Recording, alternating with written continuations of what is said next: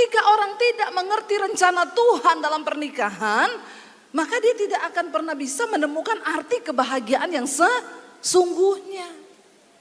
Karena kita berpikir, oh kebahagiaan itu kalau suami saya begini, oh kalau suami saya begini, kalau saya ngomong dia nurut, oh kalau saya begini dia begitu. Enggak ada, saudara. Kita ini semua terlahir sudah membawa dosa dalam hidup kita. Karena itu dikatakan manusia itu hidup banyak dengan keinginan daging, amarah, kepentingan diri, egois, ya, susah mengalah, maunya menang sendiri. Wanita ini 5 kali dia menikah. Karena itu dia malu ketemu dengan orang. Harga dirinya sudah rusak, masa depannya sudah rusak. Bahkan untuk berjumpa dengan orang dia malu.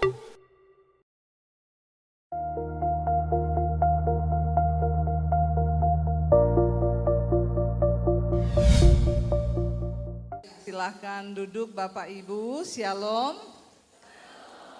Iya, terima kasih buat seluruh hamba-hamba Tuhan dari SIB yang sudah mempercayakan pelayanan ini kepada saya. Ya, saya percaya semua karena anugerah Tuhan. Berapa banyak yang rasa panas? Kenapa panas? Karena neraka udah mulai terbuka. Makanya semua haleluya ya. Kalau begini aja sudah panas, apalagi kalau di neraka. Karena itu kita mau bertobat, amin. Supaya kita tidak berada di neraka. Iya Bapak Ibu, puji Tuhan kita bisa kembali ketemu di konferensi wanita malam hari ini. Yang tahun lalu datang berapa banyak? Coba boleh lambaikan tangan. Wih, tepuk tangan buat kita semua. Luar biasa. Iya, satu hal yang perlu kita syukuri, kita masih ada di tahun ini itu karena anugerah Tuhan, amin. Kita masih berjumpa kembali walaupun berpanas-panas ria, tapi kita percaya firman Tuhan pasti akan memberkati, mengurapi kita. Dan Tuhan pasti melihat ya setiap kita yang rindu hatinya untuk dipenuhi dengan firman Tuhan. Iya, hari ini, malam ini ya sesi saya diberi tema hidup yang memuliakan Tuhan. Ya, memang tema besarnya adalah bagaimana kita boleh menjadi orang yang memuliakan Tuhan dari lokal kepada global. Tapi malam ini tema kecilnya bagi saya adalah hidup yang memuliakan Tuhan. Bapak Ibu, Tuhan Yesus berkata bahwa kalau Roh Kudus turun ke atasmu, Kisah Rasul 1 ayat 8, maka Roh Kudus akan memberikan engkau kuasa untuk menjadi saksi. Ya, dari keluarga kita sendiri dulu, baru kita pergi sampai ke bangsa-bangsa. Saya percaya orang-orang yang mau memuliakan Tuhan hidupnya, ya pasti Tuhan akan mengubahkan. Saya pengen malam ini kita belajar dari seorang wanita dulu dalam Alkitab. Karena semua malam hari ini wanita, amin. Tapi ada juga bapak-bapak yang luar biasa malam ini ya. Dan saya percaya Bapak Ibu bukan hanya laki-laki yang dipakai Tuhan hari-hari ini, tetapi wanita-wanita hebat yang luar biasa akan dipakai Tuhan, amin. Karena pria-pria itu memang terlihat hebat, padahal mereka itu lemah. Makanya Alkitab bilang, ya pria itu butuh penolong. Kalau namanya penolong pasti lebih kuat daripada yang tolong. Tepuk tangan buat kita semua para wanita hebat. Maaf bapak-bapak karena malam ini acaranya wanita, jadi saya mempromosikan wanita dulu ya. Iya Bapak Ibu, saya percaya bahwa setiap kita dipilih oleh Tuhan untuk bisa dipakai Tuhan dengan luar biasa. Malam ini saya ingin kita belajar dari seorang wanita di dalam Alkitab. Kita lihat Injil Yohanes pasal yang keempat. Kita baca secara bergantian. Injil Yohanes pasal yang keempat, percakapan dengan perempuan Samaria.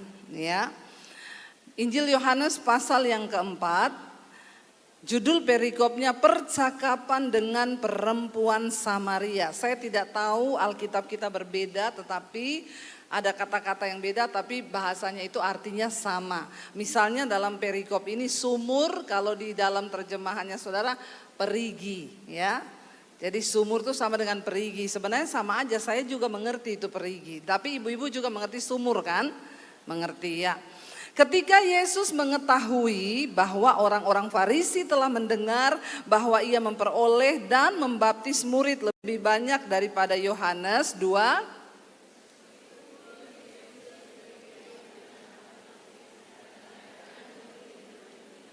Ia pun meninggalkan Yudea dan kembali lagi ke Galilea. 4. Maka sampailah ia ke sebuah kota di dekat Samaria yang bernama Sikar, dekat tanah yang diberikan Yakub dahulu kepada anaknya Yusuf. 6.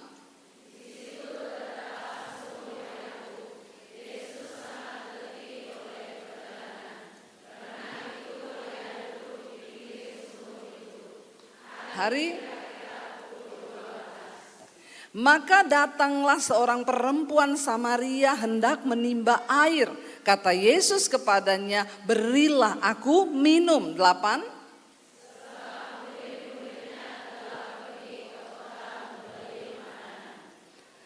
Maka kata perempuan Samaria itu kepadanya, masakan engkau seorang Yahudi minta minum kepadaku seorang Samaria? Sebab orang Yahudi tidak bergaul dengan orang Samaria. 10.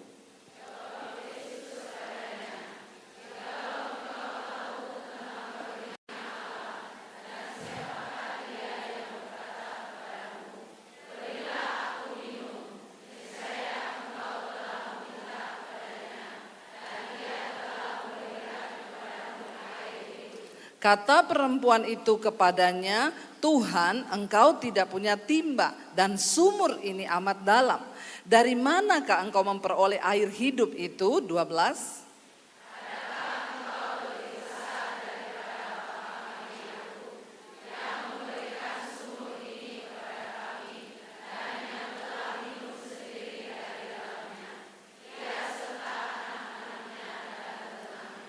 Jawab Yesus kepadanya, barang siapa minum air ini, ia akan haus lagi. 14.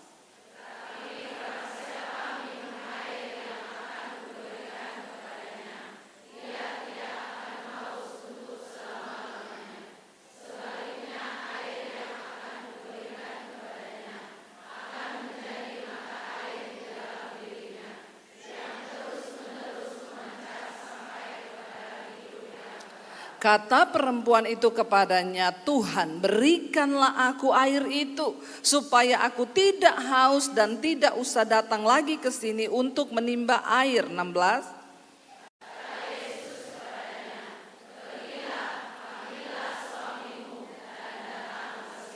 Kata perempuan itu, aku tidak mempunyai suami. Kata Yesus kepadanya, tepat katamu bahwa engkau tidak mempunyai suami. 18.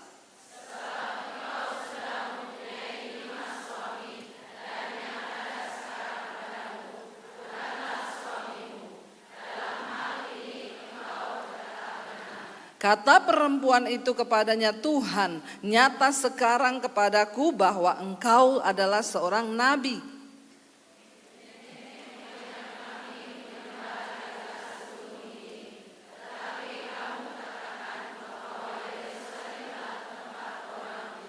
Kata Yesus kepadanya, percayalah kepadaku hai perempuan, saatnya akan tiba bahwa kamu akan menyembah Bapa bukan di gunung ini dan bukan juga di Yerusalem.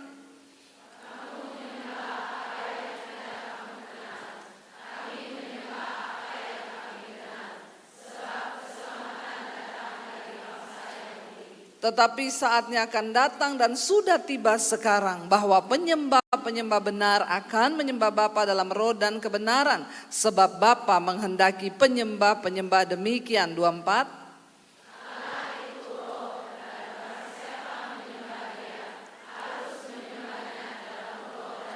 Jawab perempuan itu kepadanya, aku tahu bahwa Mesias akan datang yang disebut juga Kristus. Apabila ia datang, ia akan memberitakan segala sesuatu kepada kami. 26.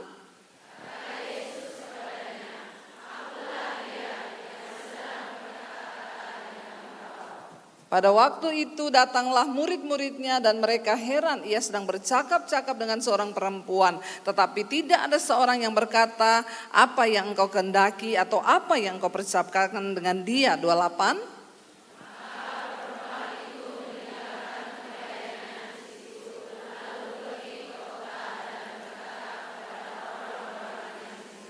Mari lihat, di sana ada seorang yang mengatakan kepadaku segala sesuatu yang telah kuperbuat. Mungkinkah dia Kristus?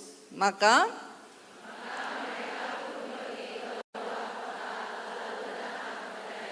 sampai di situ.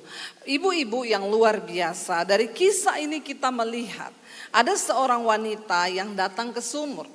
Alkitab tidak pernah secara kebetulan menyebutkan waktu. Ketika Yesus sedang dalam perjalanan, dia mampir ke sumur itu. Dan dikatakan di situ jam 12 siang. Ibu-ibu, kalau dulu zaman dulu kita itu, ya siapa yang pernah merasakan minum atau timba air dari sumur? Ada di sini? Ya, ada ya? Enggak ada? Semuanya langsung pakai air apa? Hebat ya, saya dulu pernah loh merasakan belum ada air pam, belum ada ini, kita nimba air dari sumur. Di sini semua enggak ada yang pernah menimba air di sumur? Pernah, angkat tangan yang pernah?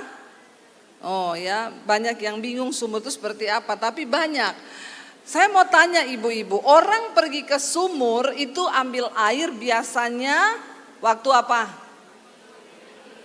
Pagi hari. Kenapa pagi hari?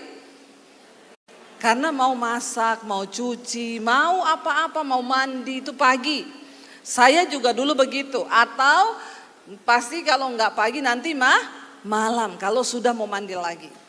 Alkitab berkata ada seorang wanita, dia datang di sumur jam 12 siang. Jam 12 siang itu sumur sepi atau ramai? Sepi, tidak ada orang. Dan bukan secara kebetulan kenapa Yesus datang ke sumur itu jam 12 siang. Tidak ada yang pernah terjadi secara kebetulan dengan apa yang Yesus perbuat. Yesus datang ke sumur itu jam 12 siang dan dia bertemu dengan seorang perempuan. Lalu terjadi sebuah percakapan di sumur itu. Yesus bertanya, Yesus berkata, kalau kamu nanti minum air yang ini, kamu akan haus lagi. Tapi kalau kamu mau minum air yang aku berikan, kamu tidak akan pernah haus lagi. Malah dari dalam dirimu akan mengalir sebuah aliran air kehidupan. Lalu wanita itu bilang, berikan padaku. Yesus bilang, panggil suamimu. Dan wanita itu berkata, aku tidak punya suami. Dan Yesus bilang, betul kamu tidak punya suami. Karena kamu sudah 5 kali bersuami. Dan sekarang kamu sedang kumpul kebo dengan laki-laki yang bukan suamimu. Kenapa wanita ini datang ke sumur jam 12 siang? Karena dia malu. Zaman dulu orang kalau bercerai itu adalah suatu aib yang sangat-sangat memalukan. Apalagi wanita ini sudah 5 kali bersuami. Wanita ini hidupnya itu dia punya pengalaman hidup yang sangat memalukan sehingga dia tidak mau bertemu dengan orang.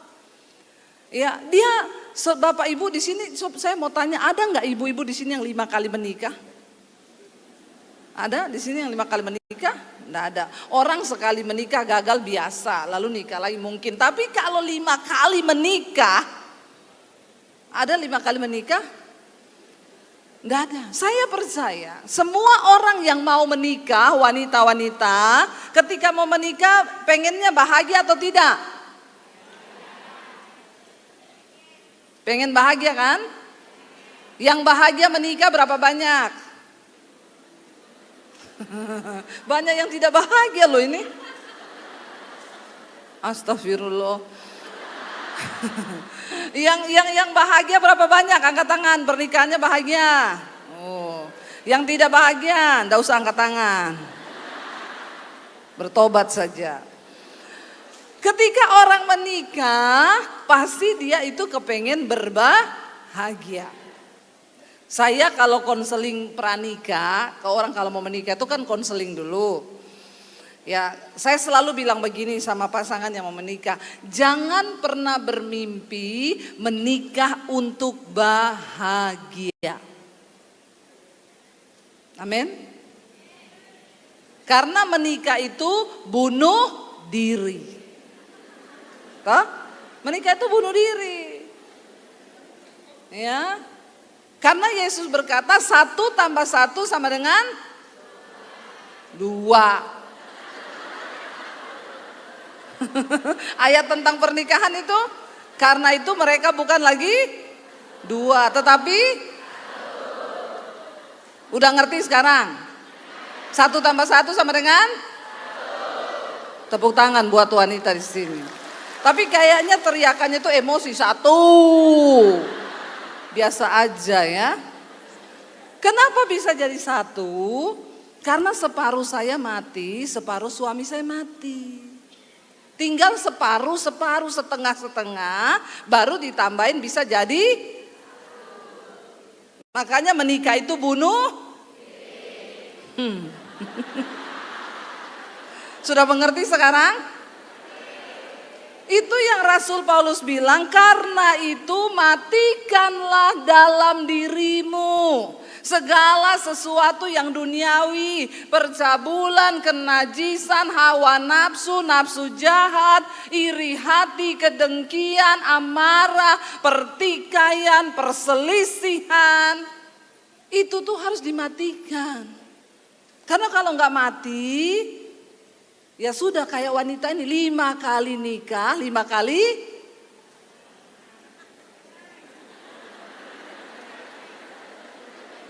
karena ternyata dia tidak menemukan kebahagiaan. Ya, dia terlalu banyak nonton drama box. CEO yang menyamar. Nah, ini banyak ibu-ibu ini nonton drama box di sini nih. Kau kebanyakan nonton drama Korea. Makanya kau berharap suamimu itu kayak di drama-drama Korea. Kalau datang bawa bunga ya toh. Ngasih duit ya toh. Pada kenyataannya ngasih duit enggak? Bertobat nih ibu ini ya. Jangan terlalu mata duitan. Ibu-ibu apalagi ya. Karena uang itu tidak dibawa mati. Kata ibu-ibu gini, jangankan dibawa mati, hidup aja nggak ada duit bu. Apalagi mati ya, nggak ada yang dibawa. Jadi wanita ini dia punya pengharapan, dia menikah untuk berbahagia. Ketika menikah ada banyak tuntutannya, harapannya yang dia tidak temukan dari suaminya yang pertama. Lalu dia berpikir, saya cari suami lagi ya. Siapa tahu saya bisa menemukan semua yang saya cari. Ya, apa yang kita cari dalam sebuah pernikahan? Ketika orang tidak mengerti rencana Tuhan dalam pernikahan, maka dia tidak akan pernah bisa menemukan arti kebahagiaan yang sesungguhnya. Karena kita berpikir, oh kebahagiaan itu kalau suami saya begini, oh kalau suami saya begini, kalau saya ngomong dia nurut, oh kalau saya begini dia begitu. Nggak ada saudara. Kita ini semua terlahir sudah membawa dosa dalam hidup kita. Karena itu dikatakan manusia itu hidup banyak dengan keinginan daging, amarah, kepentingan diri, egois, ya, susah mengalah, maunya menang sendiri. Wanita ini 5 kali dia menikah. Karena itu dia malu ketemu dengan orang, harga dirinya sudah rusak, masa depannya sudah rusak, bahkan untuk berjumpa dengan orang dia malu. Karena itu sebuah aib yang sangat besar. Bahkan hari itu Yesus bilang, bahkan yang engkau hidupi sekarang itu engkau hidup bukan dengan suamimu. Ya, mungkin dengan suami orang. Ani-ani. Kalau di ani-ani itu di Indonesia saudara ya. Itu perempuan-perempuan yang suka ganggu suami orang. Di sini tidak ada kan? Ya, tidak ada atau ada? Di sini ada enggak ani-ani? Enggak ada. Oh, puji Tuhan ya. Berarti cuma di sana yang ada. Di sini semuanya perempuannya, wanitanya hebat-hebat. Ya, makanya bapak-bapaknya di sini aman ya. Berarti enggak ada bapak-bapak selingkuh di sini. Ada atau tidak? Ada. Katanya tadi enggak ada ani-ani. Kenapa sekarang ada bapak-bapak selingkuh? Iya. Di mana-mana itu ada. Kenapa orang bisa berselingkuh? Karena dia merasa tidak puas. Ada sesuatu yang tidak puas dengan dirinya, dengan pernikahannya. Banyak orang hidup itu dalam pernikahan hanya tuntut menuntut, lalu terjadilah hal-hal yang ya kok saya kecewa ya, kenapa saya menikah begini, kenapa saya begitu, kenapa. Saya dulu ketemu suami saya di gereja. Kami ini pertama kali, jumpa pertama kami itu di gereja. Kurang rohani apa coba?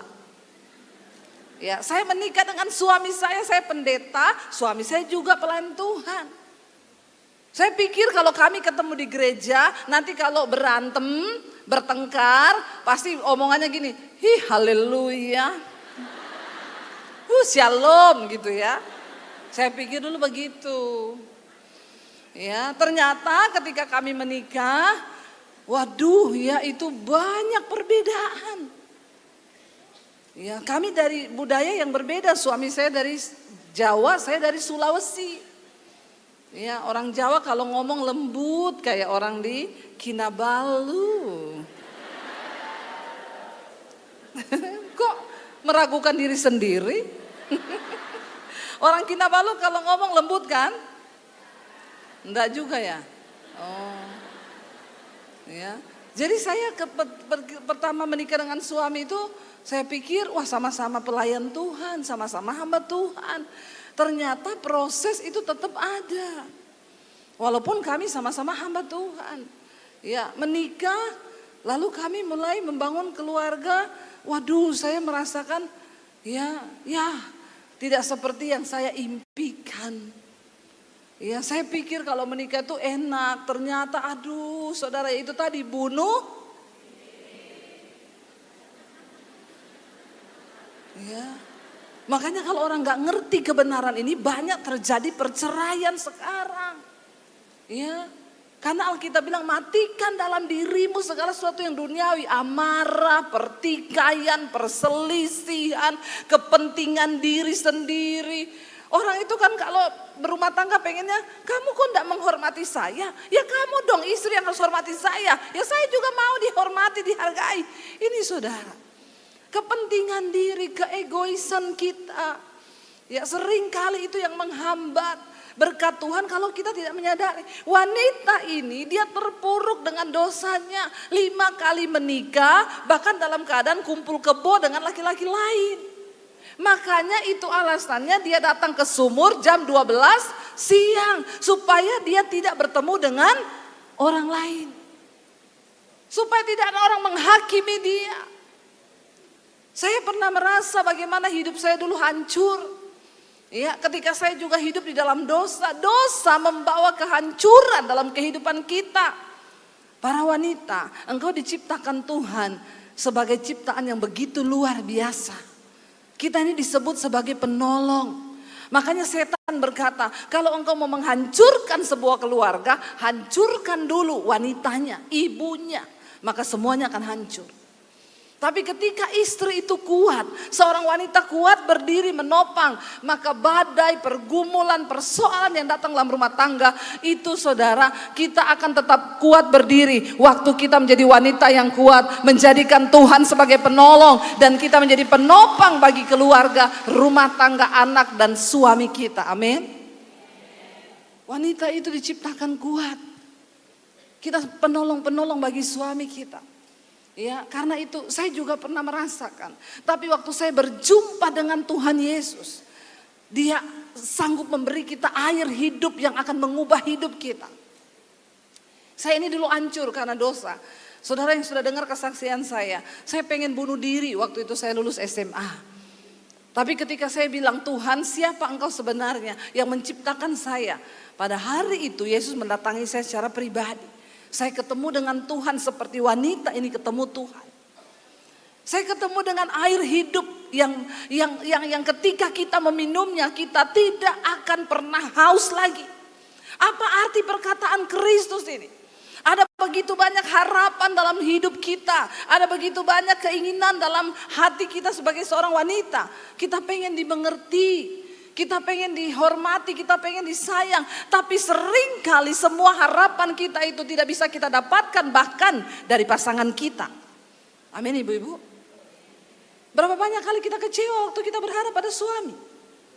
Ya, makanya saya selalu bilang sama ibu-ibu itu, jangan terlalu mencintai suamimu lebih daripada Tuhan. Kok nggak ada amin? Jangan terlalu mencintai suami lebih daripada Tuhan. Contohnya apa? Ada ibu-ibu datang sama saya, Bu Debbie, saya mau bunuh diri, Bu. Kenapa ibu bunuh diri? Suamiku selingkuh. Duniaku hancur. Saya bilang, kenapa ibu mau bunuh diri? Orang suaminya ibu yang selingkuh, kok ibu yang mau masuk neraka? Hello? Ya, jangan mau. Cintai Tuhan di atas segala-galanya. Karena manusia bisa membuat kita kecewa, tapi Tuhan tidak pernah mengecewakan. Saya bilang, ibu bangkit. Jangan mau binasa mati masuk neraka cuma karena suamimu selingkuh. Jangan cintai suami lebih daripada Tuhan. Karena suami itu cuma dua saja. Kalau enggak diambil pelakor, dipanggil Tuhan. Ya. Jangan tepuk tangan. Saudara, doakan suamimu, jadilah penopang, jangan kepahitan. Kalau kita mencintai Tuhan di atas segala-galanya, maka kita tidak akan mudah kepahitan dengan suami, katakan. Kenapa perceraian terjadi? Karena ibu-ibu banyak kepahitan sama suami. Satu kali ada ibu-ibu datang sama saya, Bu Debbie, saya itu mau meracuni anjing peliharaan suamiku. Kenapa ibu? Ibu tahu ya suamiku tuh kalau pulang kerja langsung masuk ke kandang peliharaan anjingnya. Terus setengah jam dia di situ dengan anjingnya, dia nggak masuk rumah. Jadi saya mau racun itu anjingnya biar mati. Saya bilang, ibu tolong ya, ibu jangan buru-buru racun anjingnya. Lebih baik ibu belajar dari anjing. Kenapa suamimu kalau pulang kantor lebih suka belok ke kandang anjing? Saya bilang, saya di rumah punya dogi, ibu. Itu dogi, kalau kita pulang, kita belum masuk rumah, dia sudah teriak-teriak dari dalam. Sudah teriak, dia senang banget kita mau pulang. Dia sudah dari dalam. Amin ibu-ibu. Begitu saya pulang, itu dogi peluk saya, dia cium saya. Amin ibu-ibu. Jadi kalau suamimu pulang ibu-ibu, berlakulah seperti Loh ya. Dogi itu sayang banget sama pemiliknya. Kalau suami pulang itu disambut, ibu-ibu amin. Masih di jalan udah, aduh suamiku pulang, suamiku. Loh, ini kelihatan hubungannya sama suaminya udah mulai rusak ini. Ya, suami pulang tuh disambut. Seneng hatinya suaminya pulang. Ya, suaminya masuk rumah, dipeluk, dicium, amin ibu-ibu. Nggak ada amin loh, bagaimana nih Pak Pendeta? Kasih yang mulai pudar. Ya, disambut, dipeluk, dicium suaminya, ditanyain mau minum apa Pak, sayangku mau minum apa, mau makan apa sayangku. Ya dicium kayak dogi itu sama pemiliknya. Jangan anjingnya, suaminya pulang, doginya banyak ibu-ibu begitu tuh. Suaminya pulang, uang mana? Uang. Bawa uang berapa? Bertobat. Ya, mari kita nih menjadi wanita, ya kita menjadi berkat saudara. Mulai dari rumah tangga. Ya, Tuhan tidak mungkin bisa pakai kita di luar kalau kita di rumah tangga tidak berdampak. Saya pernah satu kali dapat undangan khotbah Natal sekota. Lalu panitianya bilang, Ibu Debbie ini yang hadir banyak ibu-ibu. Tema khotbahnya persis begini. Ya, menjadi dampak sampai ke bangsa-bangsa. Lalu saya tanya begini dulu sebelum saya berkhotbah. Ibu-ibu, ini temanya berat. Ya, menjadi dampak global sampai ke bangsa-bangsa. Jadi saya bilang, sebelum saya berkhotbah sampai ke bangsa-bangsa, saya mau tanya dulu ini ibu-ibu yang tiap hari bangun pagi layani suaminya, buatkan suaminya sarapan, buatkan kopi, buatkan teh, berapa banyak?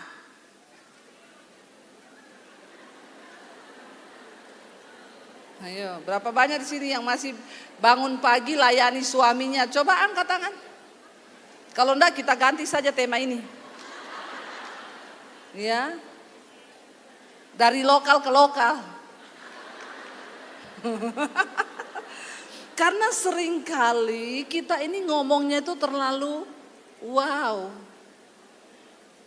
Saya bilang sama ibu-ibu tuh, ini temanya menjadi dampak ke bangsa-bangsa. Ibu-ibu ini pengen khotbah di New York, ya toh? Pergi berdoa di Paris, ya kan? Menjadi berkat di Belanda, di Swiss. Padahal di dalam rumah sendiri, halo? Siapa yang mau mulai besok pagi bangun layani suaminya? Protes, sudah protes. Ya. Yang masih punya suami, berapa banyak yang masih punya suami? Angkat tangan. Ya. Banyak loh.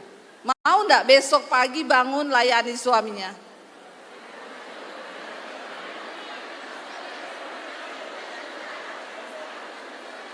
Ini maksudnya apa ya? Iya, oh masih di sini. Maksudnya kalau sudah pulang ke rumah berapa banyak yang mau pagi-pagi bangun layani suaminya?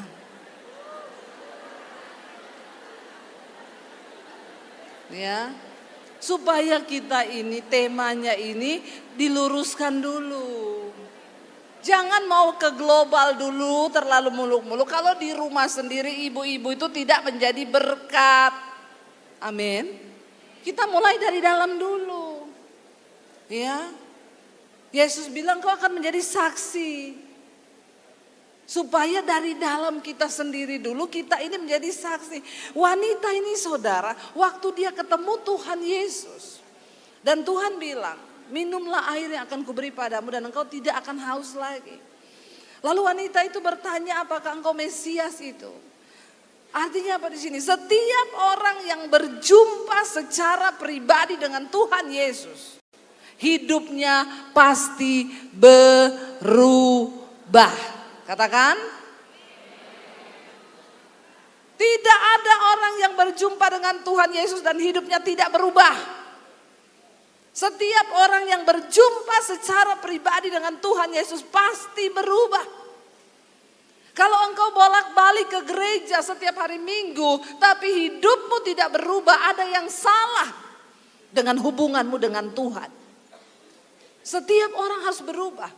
Karena apabila Roh Kudus turun ke atasmu, kata Tuhan Yesus, engkau akan diberi kuasa untuk menjadi saksi. Saksi itu apa? Orang yang mengalami. Kalau di pengadilan ada saksi dihadirkan, maka akan ditanyakan apakah saudara melihat kejadian itu? Apakah saudara mengalami sendiri kejadian itu? Maka dia akan berkata iya, maka dia pantas disebut sebagai saksi. Tidak ada saksi ditanya apakah Anda melihat, enggak melihat. Apakah Anda mengalami, enggak pernah mengalami. Bagaimana kita bisa menjadi saksi Kristus kalau kita tidak pernah mengalami Kristus itu? Alami Yesus, berjumpa dengan pribadinya Tuhan.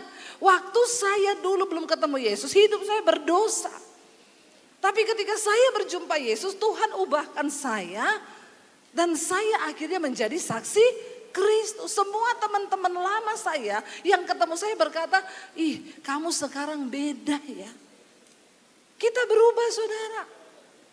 Dari cara berkata yang dulunya kotor, dulunya marah-marah, dulunya hidupnya penuh dosa. Sekarang hidupnya diubahkan Tuhan. Dulunya kalau bersandar kepada yang lain. Sekarang bersandarnya sama Tuhan. Apa-apa berdoa kepada Tuhan. Dulu pergi ke dukun, sekarang perginya ke Tuhan. Ya, dulu cari kuasa gelap, sekarang carinya Tuhan. Ada apa-apa masuk kamar, berdoa kepada Tuhan. Kita berubah.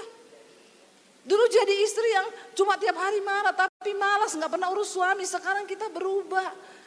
Ketika wanita ini berjumpa secara pribadi dengan Tuhan, ada sesuatu yang terjadi dalam dirinya. Dan Alkitab berkata, tadinya dia malu ketemu orang. Tapi ketika dia mengalami Tuhan dan dia bilang, engkau Mesias itu. Terjadi sesuatu dalam dirinya, dia minum air kehidupan dari Kristus. Sehingga apa yang terjadi? Alkitab berkata dia berlari pergi keluar kota.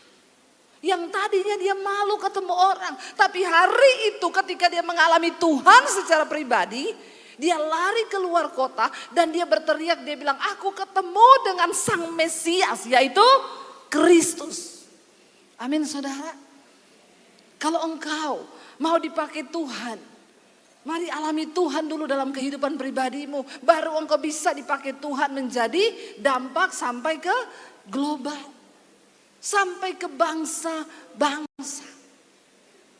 Saya ingat dulu ketika saya terima Tuhan Yesus, saudara dengar kesaksian saya diusir dari keluarga saya. Lalu untuk bisa dapat makan, saya cuma tinggal di kos-kosan. Saya jadi pembantu, saya cuci baju kotor, saya nyapu, saya masak, saya ngepel di situ, saya menjadi pembantu di situ. Tapi satu saat ketika saya berdoa, saya bertanya, Tuhan, mau jadi apa? Masa depan saya ini mau seperti apa?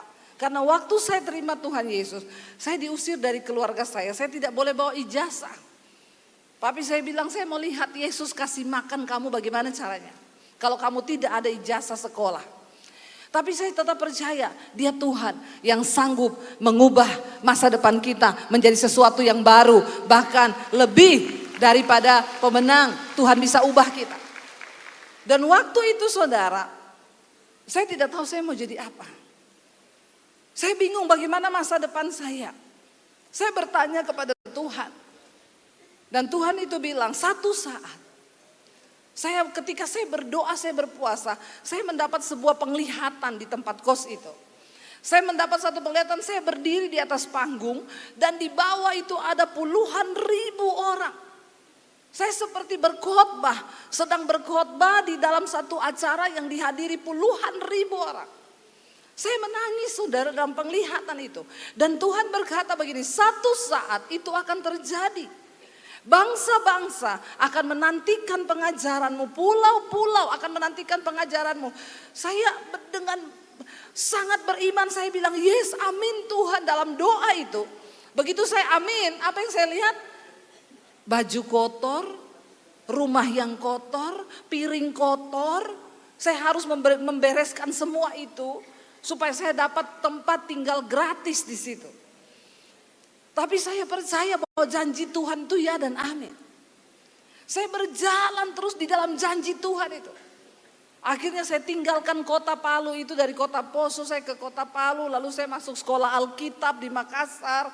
Lalu akhirnya saya mulai pelayanan di kota Solo. Lalu saya ketemu dengan suami saya. Sepertinya tidak ada yang terjadi dengan penglihatan itu. Hello. Saya menikah, hidup kami susah. Ya, tidak punya uang. Saya punya anak 3, pelayanan naik motor 1 bonceng berlima. 1 motor untuk 5 orang. Anak saya 3. Susah saudara. Di mana janji Tuhan itu? Mana yang Tuhan sebut itu bahwa bangsa-bangsa menantikan pengajaran saya, pulau-pulau menantikan pengajaran saya. Apa yang seolah tidak mungkin. Saya hanya seorang wanita yang rapuh hari itu, yang hampir mati bunuh diri karena masa depan saya sudah hancur. Tapi dengar baik-baik, di tangan Tuhan. Kalau kita mau berjumpa secara pribadi dengan Tuhan, maka Dia sanggup mengubahkan hidup kita. Saudara, puluhan tahun kemudian Tuhan mulai menggenapi. Kami mulai masuk dalam pelayanan. Saya melayani dari dulu ketika saya pertama kali bertobat. Saya dengan suami melayani Tuhan. Kami setia di dalam segala kesusahan yang kami alami dalam pernikahan kami. Lalu Tuhan mulai angkat. Tuhan mulai angkat. Tuhan mulai angkat. Satu saat, akhirnya lewat pelayanan di YouTube, ya, saya mulai melayani Tuhan lewat YouTube. Bangsa-bangsa mulai melihat. Pulau-pulau mulai melihat pelayanan saya. Dan apa yang terjadi? Tuhan menggenapi. Satu saat saya diundang ke kota Palu. Kota di tempat di mana waktu itu saya diusir, saya dibuang. Kota di tempat di mana saya mendapat penglihatan bahwa saya berdiri di depan puluhan ribu orang. Waktu itu 2 tahun lalu ada Paskah. Paskah se-Sulawesi Tengah di kota Palu. Saya diundang berkhotbah. Dan acaranya dibuat di stadion sepak bola. Tempat main bola, stadion sepak bola. Saya kaget saudara, waktu itu undangan ternyata yang hadir 50.000 orang. 50.000 orang itu masuk rekor muri, pecahkan rekor muri karena telur Paskah terbanyak 50.000. Waktu saya berkhotbah di atas mimbar itu, saya lihat itu ke bawah manusia di lautan lapangan sepak bola itu. Tiba-tiba Tuhan bicara, engkau ingat 25 tahun yang lalu, waktu engkau diusir dari keluargamu, engkau ada di tempat kos, di kota ini, di kota yang sama. Aku beri engkau penglihatan, engkau berdiri di satu lapangan puluhan ribu orang. Tuhan bilang begini, malam ini aku menggenapi itu. Lihat di depanmu. Saya bercucuran air mata malam itu. Dan saya bersaksi di tengah-tengah jemaat yang hadir. Saya bilang 25 tahun lalu. Waktu saya dibuang dari keluarga saya karena Tuhan Yesus. Saya berdoa di tempat kos di kota ini. Saya sebut nama jalannya. Saya mendapat penglihatan yang malam ini 25 tahun kemudian baru Tuhan genapi. Dan saudara saya mau bilang, hari ini undangan pelayanan. Ya, saya diundang ke Amerika, New York. Ini mau diundang ke California, LA, Australia.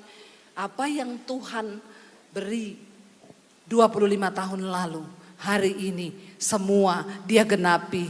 Saya boleh menjadi dampak sampai ke bangsa-bangsa. Saya ini Debbie Basir yang dulu udah mau bunuh diri karena hidup saya tidak berarti. Tapi hari ini Tuhan beri saya pelayanan yang begitu luar biasa. Video saya bisa ditayangkan tadi multimedia. Saya diberi karunia satu keluarga. Anak saya 3 saudara perempuan. Suami saya enggak 3, 1. Ya, ini anak-anak ya. 3 mereka, cantik enggak? Kayak maminya kan?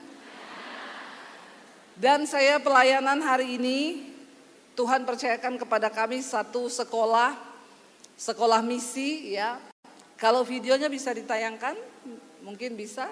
Saya enggak tahu. Tuhan mau bawa saya kemanapun saya siap dan saya akan menjangkau jiwa-jiwa baru. Saya ingin membawa banyak tuayan-tuayan dan bisa menjadi berkat berguna bagi Indonesia ini. Dan tentunya di tempat ini saya mau diperlengkapi supaya layak ketika menjadi bagian di pergerakan Tuhan di akhir zaman. Bila Tuhan berkenan, saya siap untuk kemanapun Tuhan pilih saya ini. Kerinduan saya yaitu melanjutkan pelayanan, perintisan dan entah di mana saja Tuhan mau tempatkan saya up juga. Ayo kita jadi penuai. Tuhan, aku mau menjadi penjala jiwa. Tuhan berkata kepada mereka, ikut aku. Karena hari ini engkau tidak akan menjadi penjala ikan lagi. Tapi aku akan menjadikan engkau penjala manusia. Kehendak Bapa, engkau dipanggil menjadi penjala manusia. Ketika kita menghadap tahta pengadilan Kristus yang Dia akan tanya, berapa jiwa yang sudah engkau bawa dan diselamatkan di dalam namaku. Dan itulah yang akan menentukan mahkota yang akan kita terima di hadapan Tuhan.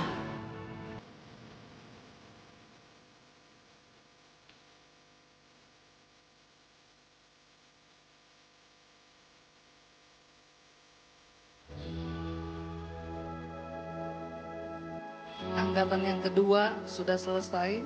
Angkatan yang ketiga sudah selesai. Angkatan 4, tepuk tangan bagi Tuhan Yesus.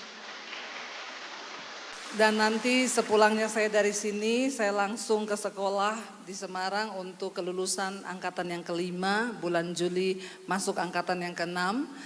Mereka ini bersekolah gratis dan mereka masuk asrama selama 6 bulan. Saudara, apa yang tidak mungkin bagi manusia itu mungkin bagi Tuhan.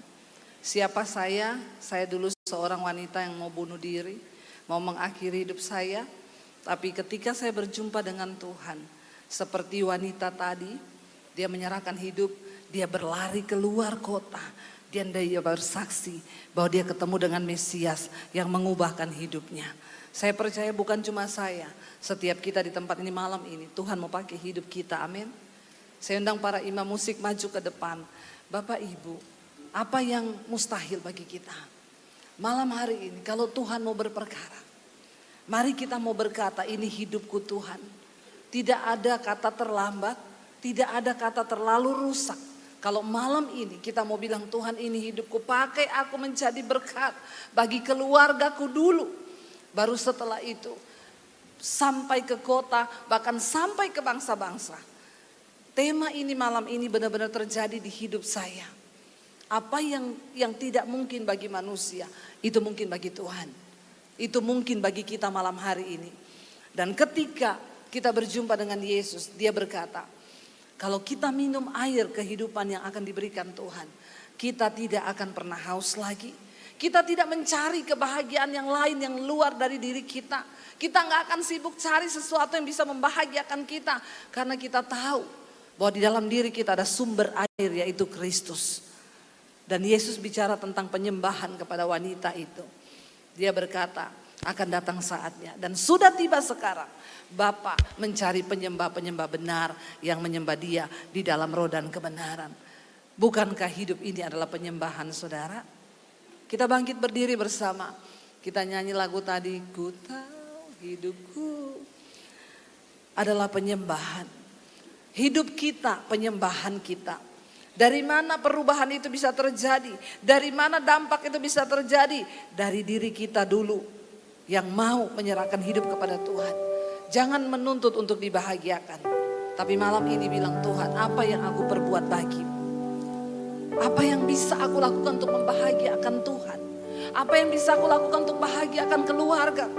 Apa yang bisa aku lakukan untuk membahagiakan sesama? Jangan terus menjadi pribadi yang menuntut untuk dibahagiakan. Tapi malam ini bilang, Tuhan, aku mau membahagiakan orang lain. Aku mau bahagiakan keluargaku, suami, anak-anakku. Aku mau bahagiakan orang lain.